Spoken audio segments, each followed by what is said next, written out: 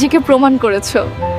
তোমার ফ্যামিলি নিয়ে কানাডার মতো দেশে আসা মানে শুধু প্লেন বদলানো না, মানে পুরো জীবনটাই উল্টে যাওয়া। ফ্যামিলি নিয়ে বিদেশে পা রাখা সত্যি সহজ না। আল্লাহ ভরসা, দেখা যাক কি হয়।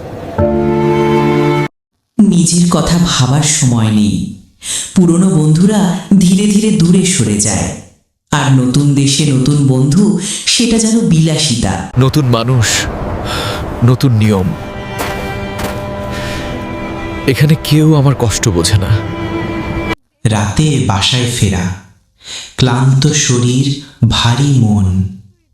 স্ত্রী কিছুক্ষণ চুপ করে থাকে, তারপর একদিন আর ধরে রাখতে পারে না। দেশেই তো ভালো ছিলাম, এখানে এসে শুধু কষ্টই দেখছি। আমি হাল ছাড়বো না, একদিন সব ঠিক হবে।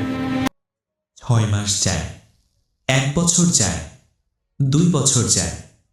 কষ্টগুলো ধীরে ধীরে অভ্যাসে পরিণত হয়। না চাইতেই হাবিব শক্ত হয়ে ওঠে।